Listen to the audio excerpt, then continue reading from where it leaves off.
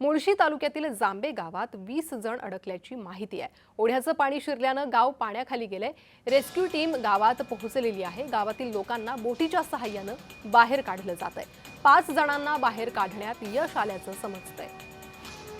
इतरांचं बचाव कार्य सुरू आहे। रेस्क्यू टीम घटनास्थळी पोहोचलेली आहे। मुळशीतील एका गावात अनेक लोक अडकले। लोकांना बोटीच्या सहाय्याने पुराच्या पाण्यातून बाहेर काढलं जात आहे। 5 जणांना बाहेर काढण्यात आलेलं आहे। इतर जणांना बाहेर काढण्याची कसरत प्रशासनाकडून केली जाते। मुळशी तालुक्यातील जांबे गावात जवळपास 20 ते 25 जण अडकलेले आहे। ओढ्याचं पाणी थेट गावात शिरलं, त्यामुळे गाव पाण्याखाली गेलं। गावाचा संपर्क तुटला। अनेक लोक गावात अडकले।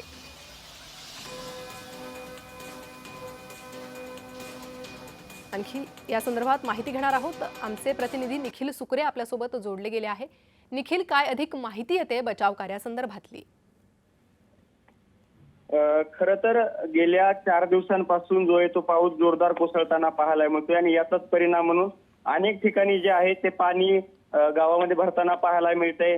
काही ठिकाणी पूल देखील बंद झालेले आहेत आणि मुळशी तालुक्यातल्या जांबे गावात देखील अशीच परिस्थिती आहे। जवळपास 20 ते 25 जण जे आहेत ते पाण्यामध्ये अडकले होते आणि त्यापैकी 5 जणांना बाहेर काढण्यामध्ये जे आहे ते यश आलेलं आहे आणि आणखी 20 जे जण अडकलेले आहेत त्यांचं सुद्धा बचाव कार्य जे आहे ते केलं जात आहे। खरं तर गावामध्ये ओढ्याचं पाणी शिरल्यामुळे अनेक जण पाण्यामध्ये अडकले होते आणि त्यानंतर लगेचच रेस्क्यू टीम कडून जे आहे ते आता यांना बचाव कार्य करण्यासाठी जे आहे ते तात्काळ धाव घेण्यात आलेली होती आणि बोटीच्या साहाय्याने जे आहे ते यांना बाहेर काढण्यासाठी जे आहे ते प्रयत्न केलेले आहेत। स्थानिक आमदार शंकर मांडेकर यांच्या माध्यमातून प्रशासनाला तात्काळ सूचना करण्यात आली होती ना, प्रशासनाने तात्काळ धाव घेत जी आहे ती ही कारवाई करायला सुरुवात केलेली आहे। जी निखिल, या संदर्भातील अधिक माहिती वेळोवेळी तुमच्याकडनं घेत राहू। तुर्तास धन्यवाद या सविस्तर माहितीसाठी। सध्या बचाव कार्य सुरू आहे, त्याचीच ही काही दृश्य समोर आलेली आहे। बोटीच्या सहाय्याने बचाव पथकाकडून नागरिकांना पुराच्या पाण्यातून बाहेर काढलं जातंय। 20 जण या पाण्यात अडकले होते। 5 जणांना बाहेर काढण्यात आलेलं आहे। त्याच बचाव कार्याची ही काही दृश्य समोर आलेली आहे।